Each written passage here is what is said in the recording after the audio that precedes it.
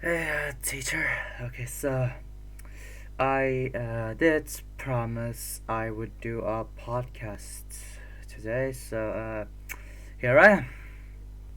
Okay, to begin with everything, like I said, I would do the story of For Honor for you. Like I actually so yeah, sorry, I'm a little nervous right now. So, okay, so I'll be talking about the story of For Honor today, and if I have time, I'll talk about the assignments you gave, like where I want to be in 20 years. So, okay, so starting off all. Okay, so to start. Okay, so sorry, I'm just a little nervous. Uh, Okay, so let's begin. So, For Honor is a 4v4 action game. It's a tactical hack and slash, and it is a live service MMORPG. No wait, it is a live service MMOTPS game. Sorry, I was wrong there. Okay, uh, so to begin, we have different classes in For Honor, but that's a whole another jar of pickles. So we'll start with its story. So For Honor's story is a little confusing at first, but once you get the hang of it, it is easy to understand. So everything begins with an event called the Great Cataclysm, which is basically like a doomsday in their world. The world of For Honor is named Heathmore, and it used to be one continent, but after the cataclysm, it has split into three continents.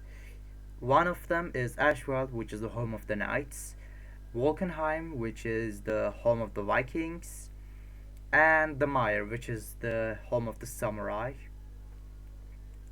So the Vi so to we'll get to that part. We'll get to the three races. We'll get to the three factions actually.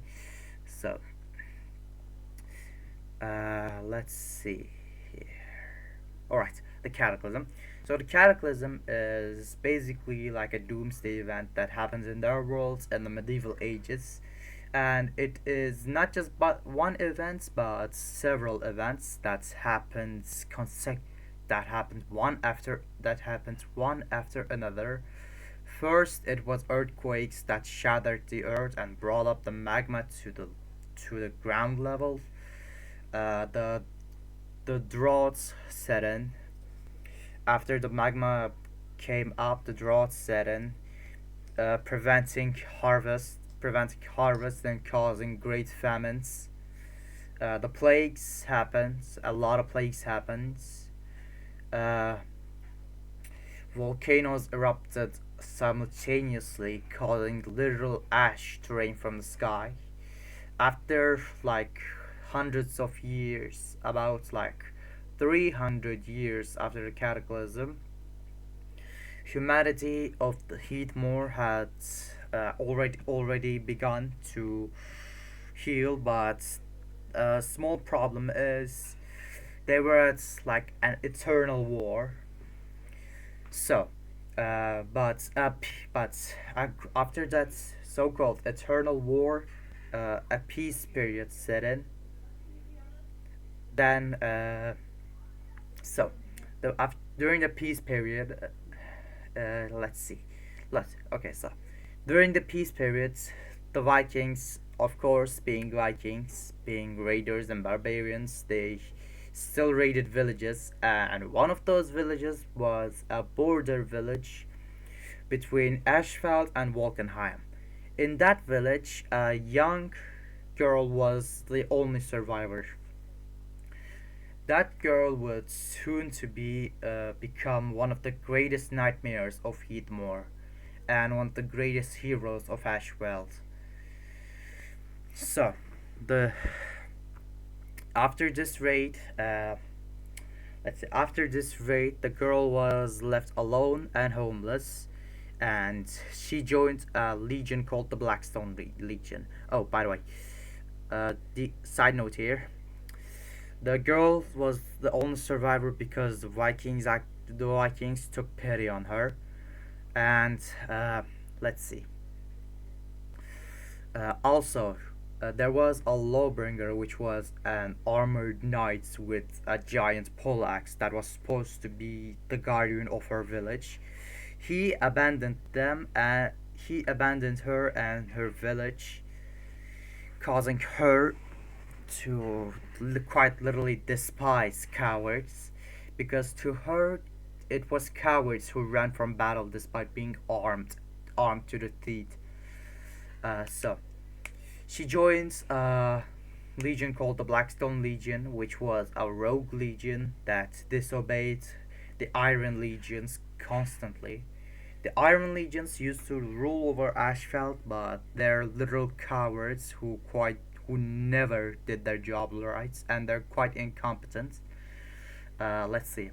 So, anyway, so 20, about 20, 30, maybe 50 years forward, the campaign of the game begins with our main character, the Warden, which is referred as Lord Warden by the community of the game. So Lord Warden begins by our story begins by our story begins as we start as Lord Warden. We're fighting through a castle to guard it. The castle belongs to a man named Hervis Daubeny, which is a traitor uh, who betrayed the Blackstone Legion and ran from battle. Uh, the Blackstones are now back for revenge, and they raid Daubeny's castle. And R. Wharton proves quite useful and proves their worth quite well by killing the second in command of a legend of Apollyon's second in command, Holden Cross. So what they do is they kill the second in command of Apollyon's second in command. So it's basically just about it's actually pretty simple. So the second in command that was killed by Lord Warden has no name and just looks cool. Let's see. Lord so there Holden gives Lord Warden a choice. With the choice is either he actually there isn't no wait there wasn't a choice. So sorry I must sorry I can't remember there. Anyway, so Lord Warden is knighted there by Holden Cross, and has therefore joined the Blackstone Legion. So what happens here is simply Holden raids the castle of his old friend just to steal his best knight and get the hell out of there. Anyway, so about a few months forward, Lord Warden on a mission again with with a conqueror, which are knights who use shields and flails. A conqueror named Stone from the Iron Legion, which is likely the only, and I mean literally only competent part of the Iron Legion. Uh, they're cornered by traitors who betrayed both the Iron Legion and the Blackstones in in a mission. But this is actually where we first meet Apollyon. She comes in and quite literally decimates the traitors, quite uh, wrestling one into the ground while driving their own dagger into the poor man's chest. Then she proceeds to spin around after getting slashed in the back, and just decapitates the last one. Stone is in the corner fighting while trying to regain his foothold. Lord Warden quickly gets up to accompany Apollyon in battle, but uh, there we see Apollyon getting impaled in the guts But she quite literally just brushes brushes the wound off, yanks out. No, wait, that's no, that didn't happen. Uh, so she quite literally brushes off the wound and bashes into the head of the assassin who impaled her there. Then, as she sees Lord Warden about to be made into mush by betraying Conqueror, she comes in from behind, cutting off the arm of the Conqueror, which is from the momentum,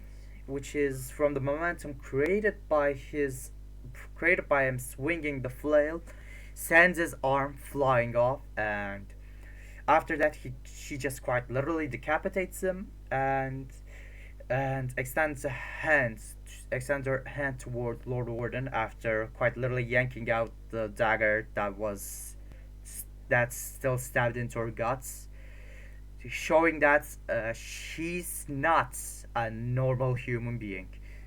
Here is Apollyon. She is the one with weird helmets, the one who has the sword resting on her shoulders. Of course, she's not so. She doesn't have that much. Of course, she doesn't have gold in her armor or anything. She looks more like this. Her look is a bit dirtier, a bit grittier, showing that she is very much war torn and uh, she's very much a war torn and seasoned veteran. She's also the eighth.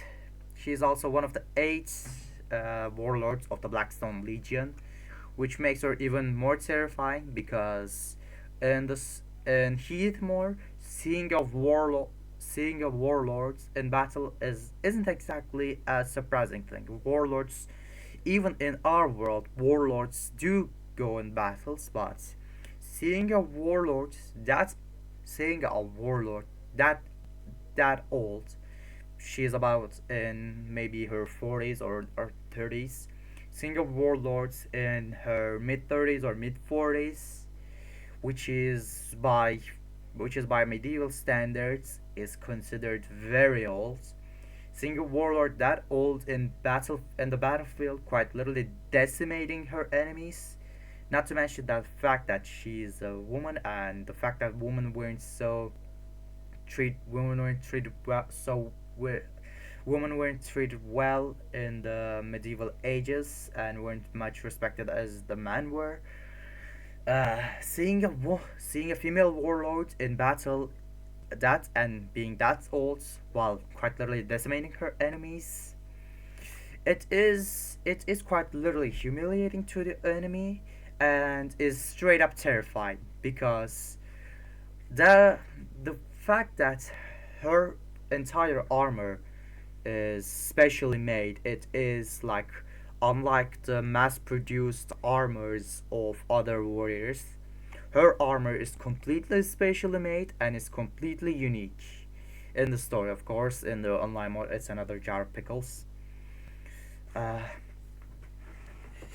the fact that she can have specially made armor with tailored cloth made especially for her, and the fact that her sword is also an extremely well forged and well kept sword. The fact showing us that she does not neglect her equipment. Well, she does neglect her armor very much because it has chipped parts, scratches, it is rusty, showing that she does not care about what protects her, but cares about she does not care about the thing that protects her. She cares about the thing that helps her enforce her rule.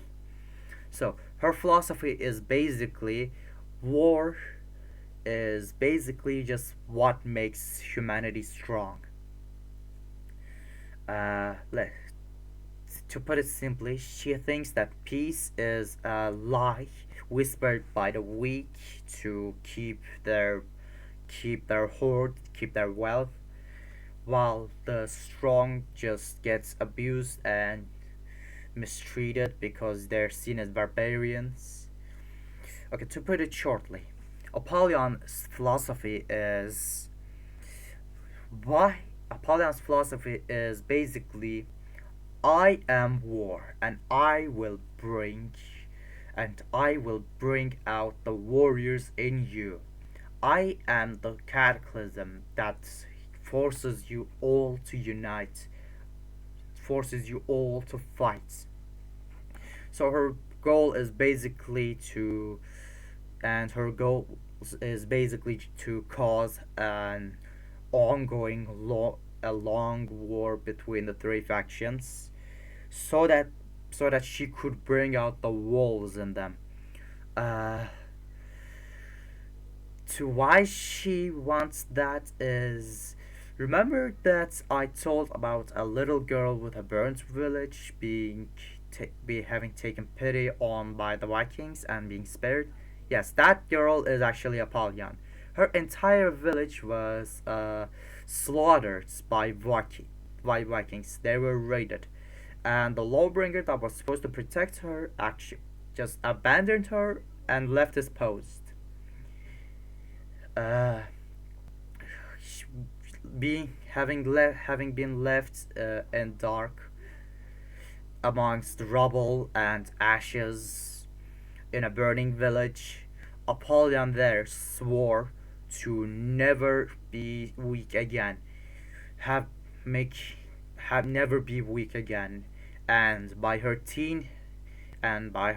teenage years she became a warden, which are basically like Templar knights in our world that just use long swords. Sure, and that's where her mastery of the longsword comes from. Uh, in her teenage years, in her early years as a warden, her armor was likely a lot more shinier and a lot less decorated than what we see here. She found the same lawbringer that abandoned her and dragged his beaten up body through the streets of her burnt village, showing the remaining survivors that what a coward he was to abandon innocent people out of purely to abandon the innocent people that he was supposed to protect, which actually brings us to the point where we can actually see who the real villain of the story is. The real villain of the story isn't actually Apollyon, but is that Lawbringer who abandoned her, and the Vikings who decided to be arrogant and take pity on her. Anyway, so if we skip all that and go to the events of the game now, so during a Viking rage, oh no wait, during a raid on a Viking village, Apol Holden asks something. He asks he asks, quote and I quote, this food. Why are we not burning it all? And Apollyon walks up to him, ask, asking and sounding very disappointed with her subordinates narrow-minded sights. She asks, "What do you think the clans would do if we burned it all?" Holden, getting a bit impatient here, just rough, just roughly growls his words. He says, "They'd starve, die." And Apollyon just simply corrects him. No disappointed tone, just a deadpan matter of the fact kind of tone. She just corrects him there. They'd unite, they'd unite, but leave them scraps for two, maybe three clans. They'd fight each other for over what remains. So we can see here that she is quite competent. She is a quite competent leader and is a cunning general, making her an even more fearsome enemy to face against. Not to mention, in a fight against her, She says to the samurai champion that she says to the samurai champion, quote, and I quote, "You cannot kill me. I am an immortal champion warrior." Showing that she actually did make a name for herself, not just in leadership and in lead and warmongering, but also in one-to-one combat, showing that she truly is a force to be reckoned with. Anyways, so going forward on, uh, I'm just going to apologize here for having most of the story based on most of the story focused on Apollyon, but most of the For Honor campaign is like for focused on Apollyon. So I'm just gonna keep it. So I'm just gonna keep it that way because it's just easier to say it. It's just easier to explain that way since she is mostly in the center of all the events that happen in Heatmore. She's always the cause or the center of it. Basically embodying the words. All roads lead to Rome. She's basically that because she causes everything that happens even after her death. Okay, so to summarize it all, no wait, there's not some things I need to say. So on a, on another on another cutscene, we see her having captured samurai daimyos after killing the emperor in a samurai temple. She asks a particularly arrogant looking daimyo, "Would you want to be the emperor?" And he just become gets arrogant and just growls at her. "If after I kill them, I'm coming to kill you." And Apollyon just lets out a chuckle and just says, "A wolf, having proud to have found a fellow predator like her." So, and after that, she just turns to her knights and tells them to leave the palace to him and says that the others can fight for the scraps. Anyway, so uh, he just gets in her face and yells at her, "Who do you think you are?"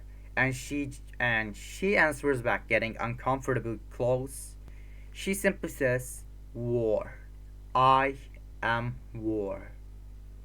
Showing that she's not just a general. She's not just a leader that is going to be forgotten in the in the shelves of history. She's not just a person. She is war.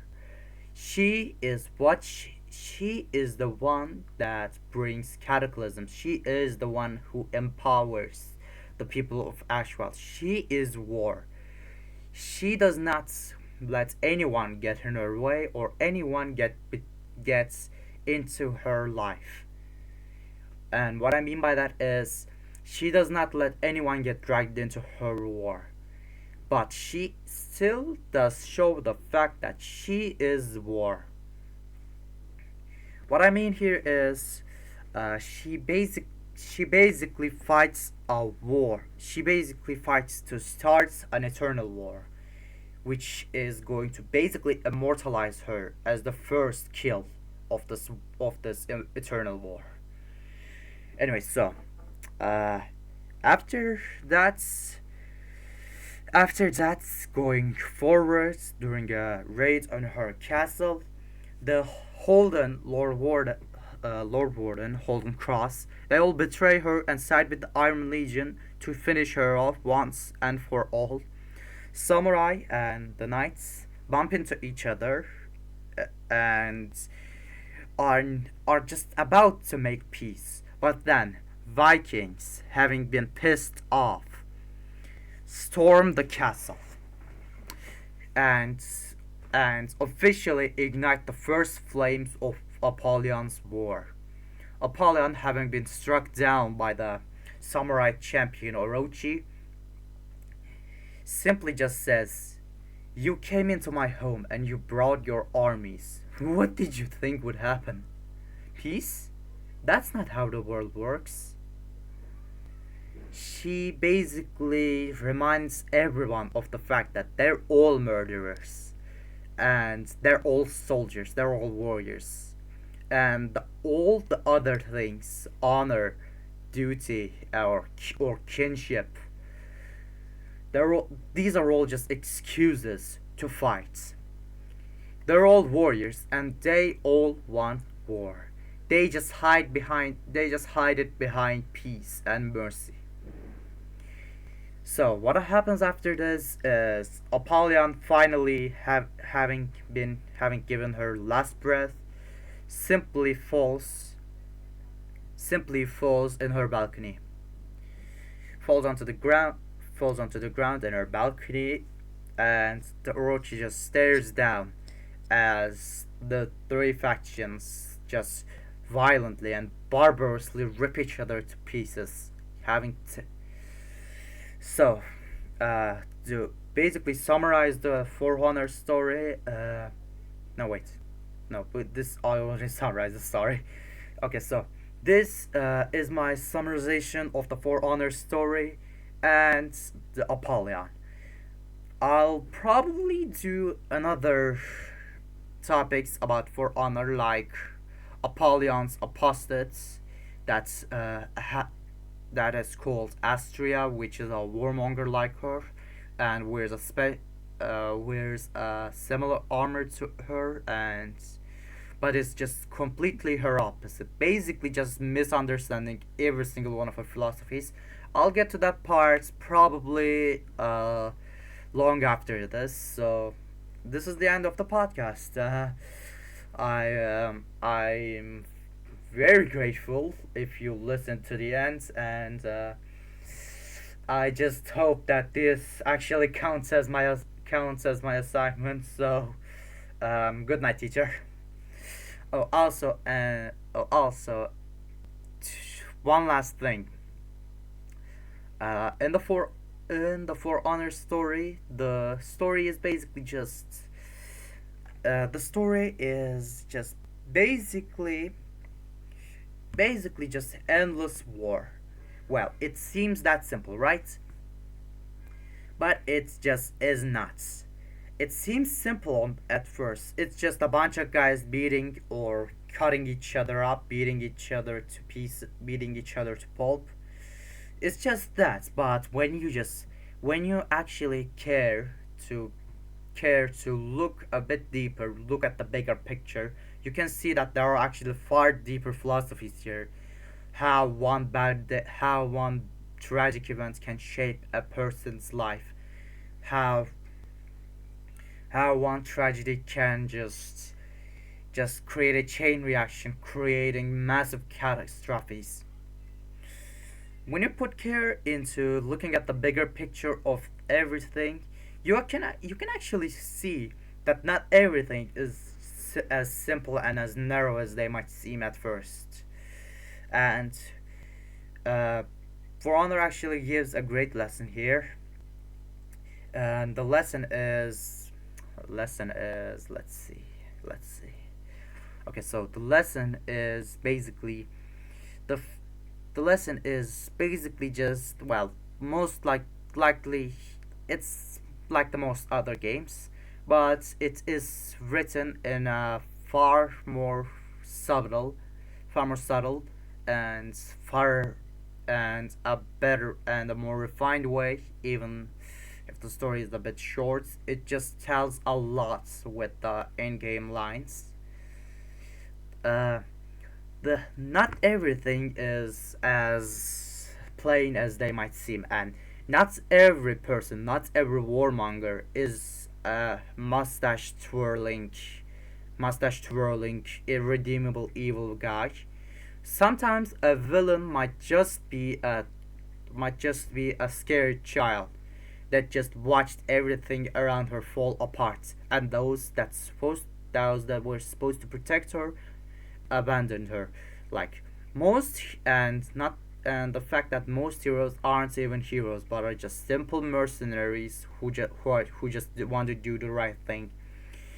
Anyway, so this is my presentation of For Honor story, and I hope that this actually counts as a podcast because I actually don't know much about podcasting either. Most of the things I do are just purely for trial. Like I just give it a try and I just like go with the flow if it works. Anyway, so this is my presentation slash podcast of For Honor story. I once again I thank you for listening to me, teacher. Anyways, it's getting quite late here, so good night.